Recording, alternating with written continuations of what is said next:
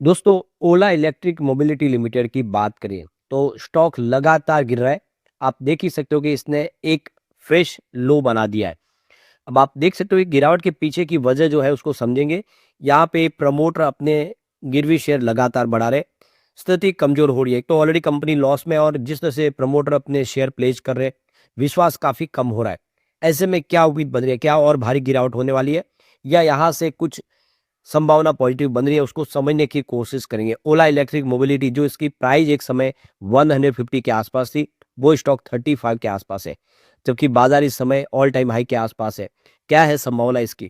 क्योंकि market share तो कम हो रहा है, लेकिन कंपनी के विजन बड़े हैं। कंपनी आने वाले समय बिना रेयर अर्थ मैग्नेट के मोटर बनाने जा रही है और मेक इन इंडिया के लिए इन्होंने बैटरी भी बनाई है, फोर व्हीलर की लॉन्चिंग भी करने की तैयारी है। क्या ऐसे में कुछ फायदा होगा, समझेंगे इस वीडियो के माध्यम से।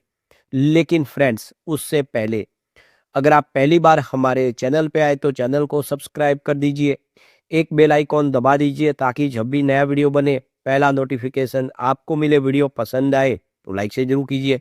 चलो फ्रेंड्स, वीडियो स्टार्ट करते हैं। मैं हूं आपका दोस्त एस बी दवे और हमारे अपने चैनल ऑनलाइन कमाई में आपका बहुत बहुत स्वागत है। तो सबसे पहले ओला इलेक्ट्रिक मोबिलिटी लिमिटेड के कारोबार की बात हो, 34.50 पर क्लोजिंग देख रहे हो मेरी, जहाँ पे 0.69% के आसपास की इस समय 3 बजे के आसपास गिरावट हो रही है, दबाव की स्थिति बनी हुई। अब आप देख सकते हो कि शुरुआत तो पॉजिटिव थी, 34.04 पर क्लोजिंग थी कल की, 35 पर शुरुआत हुई, 35.30 का हाई भी बना, लेकिन बिकवाली शुरू हो गई, दबाव की स्थिति बनी। कुछ बड़े फंड हाउस ने बिकवाली शुरू की, जिसकी वजह से स्टॉक आ गया नीचे। अब यहाँ पे ओला इलेक्ट्रिक मोबिलिटी का स्टॉक जो लगातार कमजोर बना हुआ है, पिछले एक महीने में यहाँ पे 21.6% के आसपास की गिरावट हो चुकी है। काफी बड़ी नुकसान हुआ है लोगों को पिछले एक महीने में। और यहाँ तक कि 3 मंथ के हिसाब से भी देखे तो 41.4% की भारी गिरावट हो चुकी है। यानी ये स्टॉक लगातार लोगों के लिए बहुत ज्यादा कमजोर साबित हुआ है। पिछले एक साल में 63.27% के आसपास की जबरदस्त गिरावट हुई है। और 3 ईयर के हिसाब से यानी आईपीओ आने के बाद 61.91% के आसपास की गिरावट हुई है। 76 में इसका आईपीओ आया था, आप देख।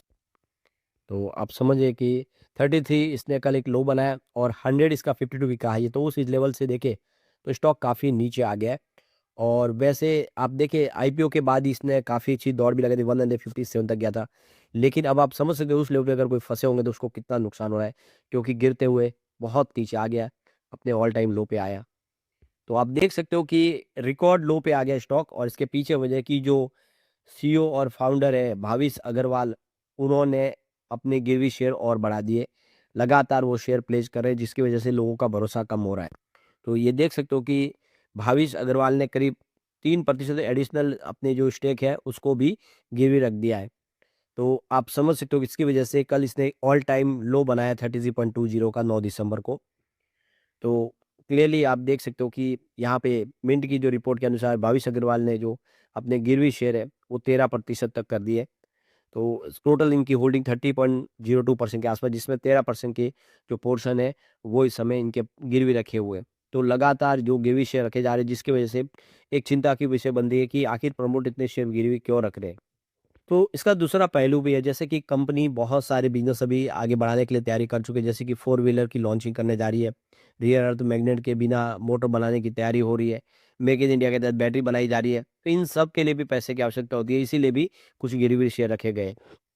अब यहाँ पे चिंता की जो सबसे बड़ी वजह यह भी है कि जो फॉरेन पोर्टफोलियो इन्वेस्टर यानी एफपीआई, उन्होंने भी अपनी हिस्सेदारी को घटा दिया। उनका भरोसा कब हो गया है, 4.47% की होल्डिंग थी जो घट के 3.24% के आसपास है। यानी एफआईआई भी यहाँ पे अपनी होल्डिंग घटा रहे हैं। तो जो ओला इलेक्ट्रिक में ग्लोबल निवेशकों की जो घटती अब इन्वेस्टमेंट है, वो संकेत दिखा जा रहा है कि यहाँ पे अभी भी कुछ माहौल निगेटिव है। इसके उलट अगर आप देखें, डोमेस्टिक म्यूचुअल फंड ने थोड़ी सी साहस दिखा दो, अपनी हिस्सेदारी बढ़ा दी है। 2.6556% से बढ़ा के इन्होंने 5.5% कर लिया है। तो इंडिया के फंड हाउस ने अपनी होल्डिंग बढ़ाई है, लेकिन एफआईआई को इस स्टॉक पे भरोसा नहीं हो पा रहा है। सबसे बड़ी प्रॉब्लम कंपनी का सेल्स जो लगातार घट रहा है। आप देखिए कंपनी का जो नेट सेल्स है 756 करोड़ के आसपास आ गया है। पिछली तिमाही की तुलना में ये 15% कम है। और पिछले साल की तुलना में अगर देखें तो 43% कम है। यानी कंपनी का नेट सेल्स गिर रहा है, चाहे आप क्वार्टर क्वार्टर बेसिस पे देख ले या ईयर ऑन बेसिस पे देख ले। तो ये दिखाता है कि कंपनी की बिक्री लगातार दबाव में बनी हुई है। और एक्सपर्ट के मुताबिक जो टेक्निकल टेक्निकल चार्ट पैटर्न की बात करें तो इस समय स्थिति चिंता बढ़ाने वाली है। शेयर 5 डे से लेके 200 मूविंग एवरेज के नीचे ट्रेड कर रहा है, यानी आप समझ सकते हो कि लगातार नए लो बना रहा है। तो इस समय इसका मतलब यही बनता है कि शेयर में दबाव की स्थिति बनी हुई है, शेयर के लिए बिकवाली हो रही ज़्यादा। तो इसका जो ट्रेंड पूरी तरह से बेयरिश बना हुआ है, और ऐसे में कोई स्टॉक जो बहुत ज़्यादा अंडर वैल्यू हो जाता है तो उसमें और भी दबाव की स्थिति बन जाती है। जब एक तरफा गिरता है तो लोगों का पैनिक सेलिंग भी शुरू हो जाता है। स्टॉक का जो रिलेटिव इंडेक्स है आरएसआई, वो अभी 18.6 पर है, जो 20 से नीचे है। इसका मतलब स्टॉक ओवरसोल्ड जोन में आ चुका है, यानी बहुत ज़्यादा बिक चुका है। और ऐसे में हालत में अक्सर शेयर में कम अवधि का उछाल देखने को भी मिल जाता है कि जब वो स्टॉक ओवरसोल्ड जोन में आ गया तो कुछ खरीदारी देखने को मिल सकती है, ऐसी भी कभी कभी संभावना बन जाती है। तो कुल मिला के देख सकते हो कि जो टेक्निकल संकेत बता रहे हैं कि स्टॉक में थोड़ी रिकवरी आ सकती है, लेकिन कंपनी की असली चुनौती अभी भी बड़ी बहुत ज़्यादा है। नुकसान कंपनी का जारी है, बिक्री लगातार घट रही है, प्रमोटर ने अपने शेयर लगातार गिरवी बनाए हुए हैं। इसलिए अब तक ओला इलेक्ट्रिक प्रॉफिट और ग्रोथ में जब तक सुधार नहीं आएगा, तब तक निवेशकों का भरोसा मजबूत होने में थोड़ा और समय लग सकता है। यानी इसके लिए एक नहीं, 2-3 नेगेटिव बातें हैं, जैसे कि कंपनी की बिक्री लगातार गिर रही है, सेल्स गिर रहा है, इसकी मार्केट शेयर काफ़ी नीचे आ गई है, प्रमोटर गिरवी शेयर बढ़ा रहे हैं और कंपनी लॉस में बनी हुई है, जिसकी वजह से शेयर की प्राइस नहीं बढ़ पा रही है।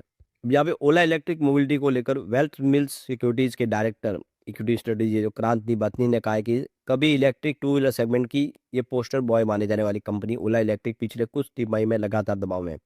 नए प्रोडक्ट लॉन्च और अन्य पहलों के बावजूद भी स्टॉक की हालत नहीं सुधर पा रही है।